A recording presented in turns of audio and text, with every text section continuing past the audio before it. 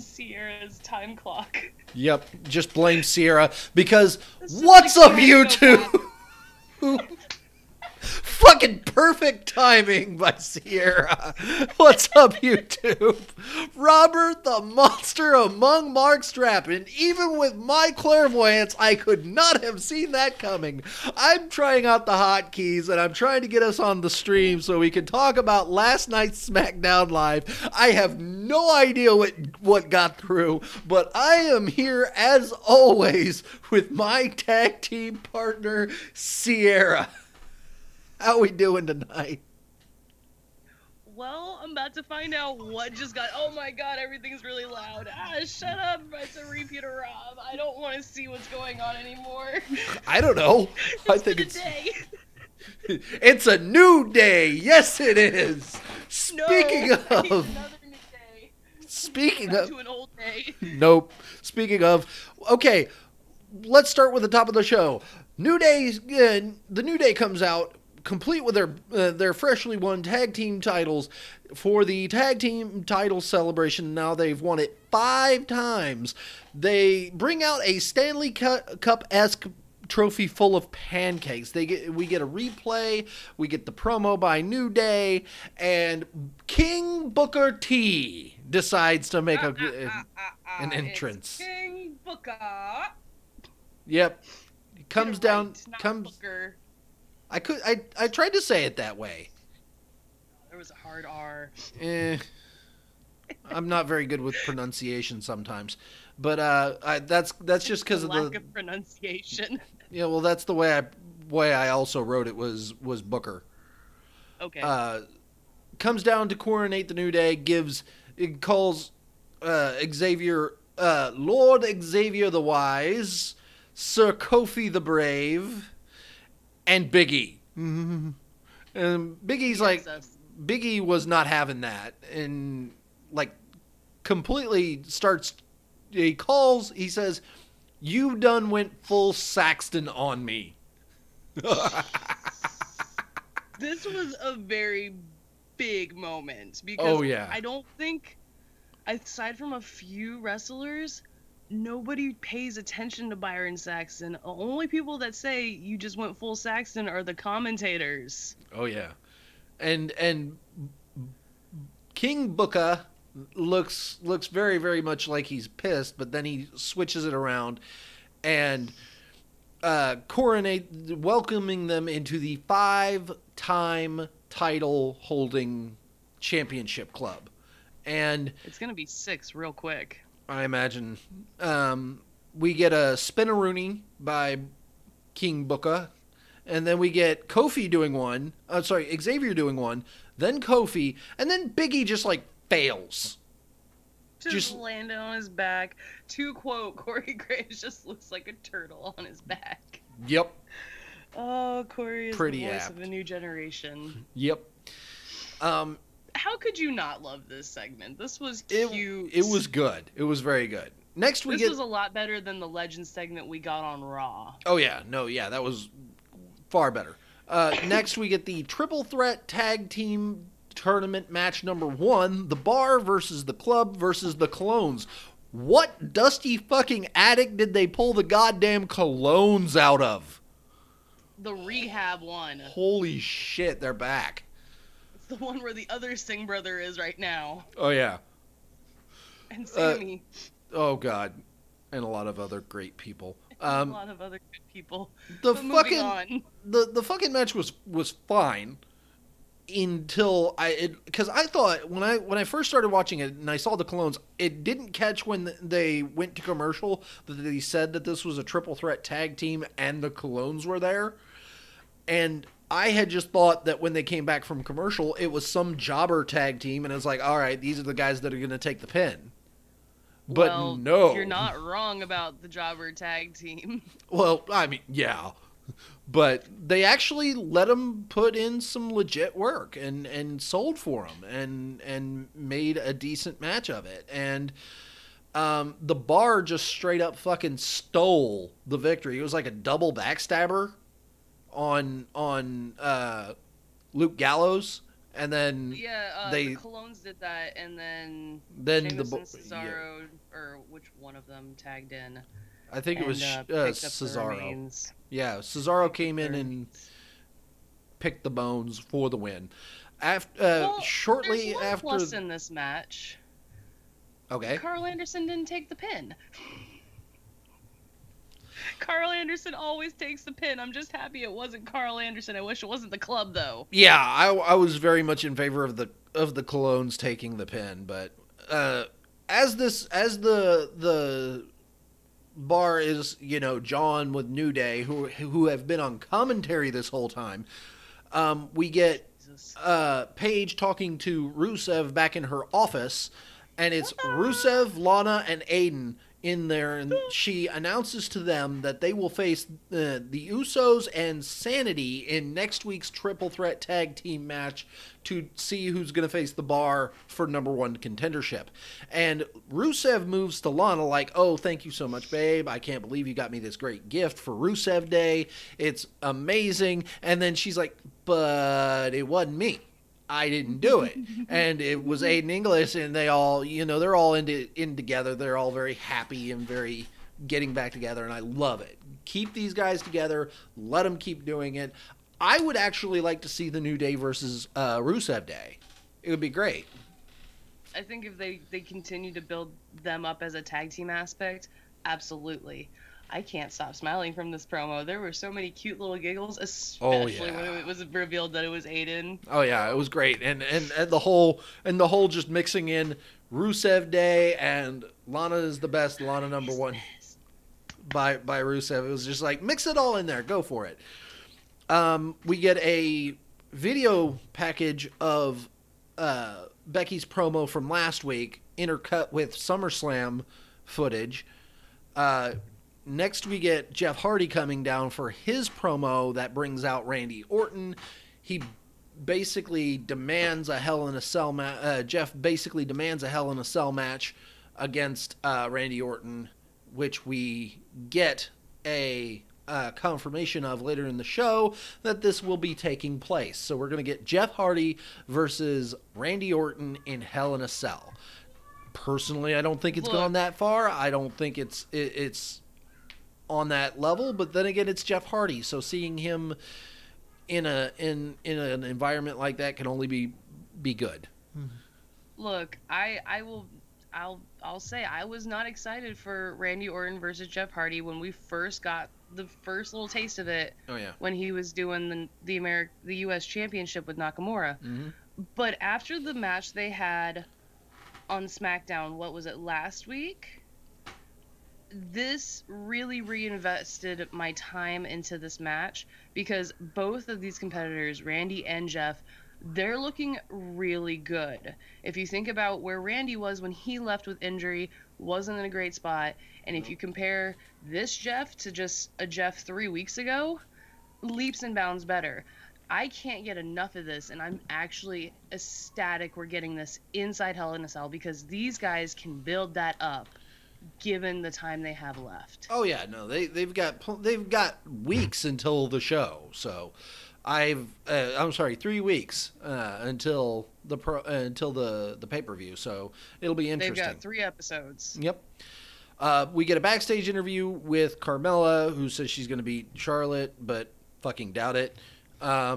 Fucking R-Truth just wanders in after the interview. Carmella walks away. Truth is still on this. It's like, why hasn't Paige just stepped up and said, you know what, Truth, you want it so damn bad. You want to face the U.S. champion. Have at it. If it'll stop you chasing Carmella. Truth wants to face Carmella. She wants to face Carmella. Okay. Oh my gosh. And then Ty Dillinger out of nowhere. This is my life. Fucking Ty Dillinger. I feel so bad for him in this instance. It's like this is real life. This is my existence. I have to deal with this shit. Naomi versus Billy Kay. Yeah. Billy Kay versus Naomi with Peyton Royce at ringside. Didn't care. Naomi loses because she gets hit with a sneaky step up ensiguri by Peyton Royce. Billy Kay rolls it in. Fine. Whatever. I don't know what you're doing. Keep doing it. Maybe this wasn't it'll go a great somewhere. match. This wasn't a great match, and especially since we're trying to build up Revolution, we should really want some great matches. And this only kind of gives me to question, what are they going to do? There has to be some payoff between the three of them. What are they going to do at Evolution? Yeah. I mean, I've heard people wanting Bellas versus Iconics, but you have to think Brie Bella's probably going to go against Maurice. Yeah, so and she's Nikki's not doing probably two gonna matches. Be doing something. It's kind of sad because Naomi's now 0-2 against the Iconics, and not that long ago, Naomi carried the title twice. Yeah, this is very true. Next we get Daniel Bryan and Brie Bella's promo against Miz and Maurice. No love lost here. Jesus Christ.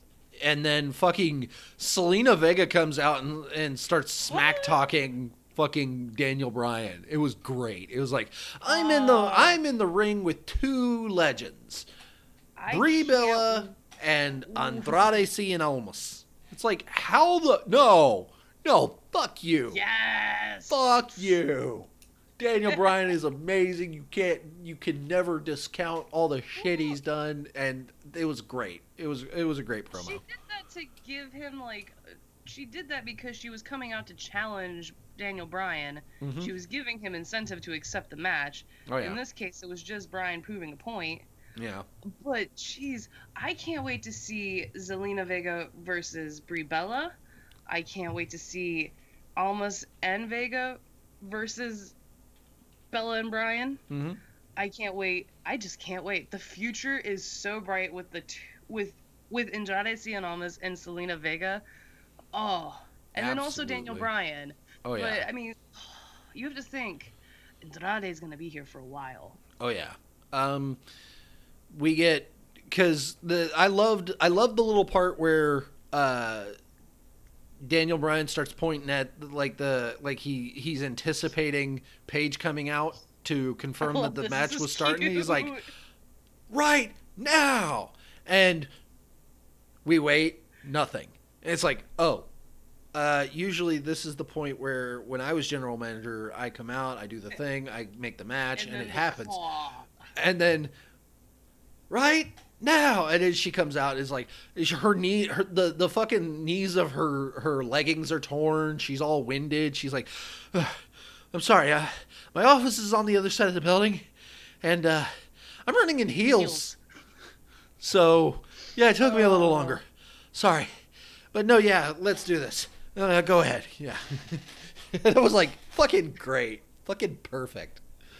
And this immediately moves us into Daniel Bryan versus Andrade Cien Almas. Yeah, and again, this was a good match, a very good match. And this was amazing. Oh yeah, very, very good. I mean, just with everything that happened in this match, this built storyline, this built Daniel Bryan, this built Maurice, this built The Miz, this built Zelina, this built everybody up. It did. And prepared us for the next chapter with everything that's going to happen. Yep. Because Andrade Cien Almas loses via disqualification because The Miz and Maurice come out to attack Daniel Bryan and Brie Bella. They just beat the shit out of Daniel. They the Bronco Buster to Brie in the corner. There was a pretty good DDT by Maurice. Daniel Bryan being in like the yes lock forever and then getting hit with a skull crushing finale after getting hit with a hammerlock DDT. It was great. Just fucking amazing. This was amazing. These two are, so we have match of the year and everything. Mm-hmm. These two are the only superstars I can think of as of late who could potentially have a shooting like for a feud of the decade. This feud's been going on for 8 years and we're just now revisiting it. Yeah. I mean, it definitely has the makings of something epic in the context of ever having happened. Like this would be something. After that we get a replay of we get get AJ Styles coming down to the ring for his promo. I thought it was Charlotte promo. Oh yeah, I'm sorry. I missed it. I didn't. Well, I can't believe I didn't write it. It was like I'll go over real quick. So just real quick, Renee ends up interviewing Charlotte, and addresses Becky Lynch. Charlotte replies saying that Becky didn't deserve the SmackDown Women's Championship, because you don't deserve what you don't win. And that Becky doesn't care that Charlotte doesn't care that Becky is/was her best friend. And she even telegraphs that we're going to see this at Hell in a Cell by saying that after beating Carmella tonight in the main event, Charlotte is completely ready to run through Becky. She's going to give her what she wants. the spotlight. Yes. Yep. And then we get phenomenal one. We get AJ Styles coming down the ring for his promo. We get a replay of last Tuesday's attack by Samoa Joe. And then AJ Styles starts his promo, calling out and not threatening, demanding as your WWE champion for Samoa Joe to come out there so they can get it on. Joe shows up on the Titantron. Is like, no, I'm not doing that. But I tell you what I will do. He pulls out a phone, calls Wendy on the phone, and it's like, wow, really? So masterclass right there. What worries me about this storyline is I'm having flashbacks to when Triple H broke into Randy Orton's house. I don't want to see this storyline get to that point. Yeah, I think that what needs to happen is like, this is, dream booking. We see, like, Wendy's at ringside. I'm talking dead at the barricade, right? And it eventually spills out, and Samoa Joe goes over to do something or talk at Wendy. And before AJ can do anything, she just, like, up and fucking hauls off and slaps him. Well, that would immediately disqualify AJ. It's also going to be at Hell in a Cell. It has not been confirmed to be inside the cell. Unless you saw something it's on later on the show. I watched the whole thing. They never said it was in the cell. It was on the pay-per-view. At the very end. I watched. Very end. Unless you're talking like 57-59 of 58-03. Because this is going to be in the cell. I watched it online. I watched it all the way till pretty much when Becky walked up the ramp. So, but we get the start of like Carmella coming down for her contractual rematch, and we come back from commercial. Fucking AJ's blazing through the backstage area trying to find Samoa Joe. Doesn't find him, goes off on a random roadie. Almost does anyway. Then we get back to the ring for the start of the women's championship match. The fucking crowd all want Becky to show up. They were all about Becky.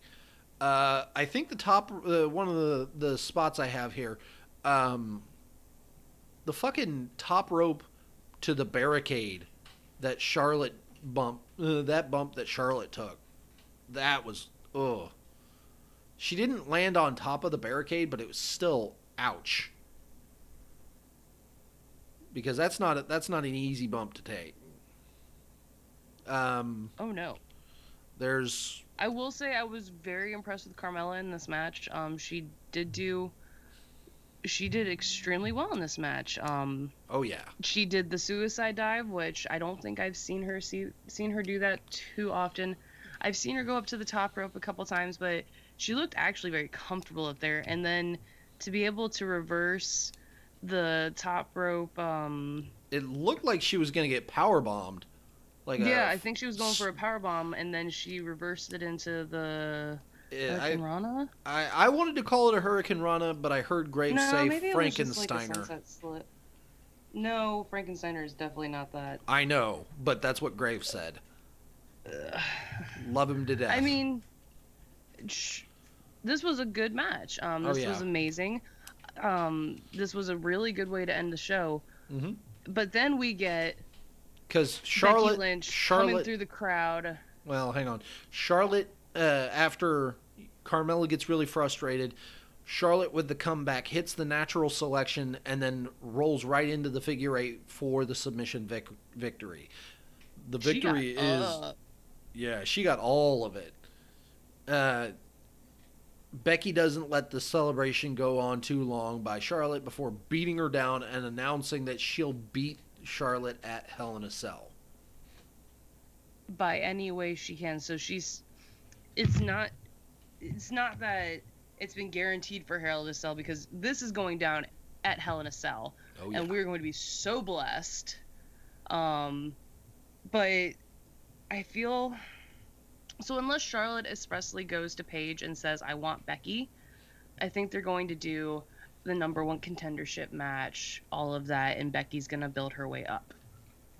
Because in Charlotte's promo, you don't get what you don't deserve. Yeah, you don't get what you don't get what you don't win. And I don't know. I think that with the way that this is going, I don't think they're going to give another number one contendership tournament any thought even.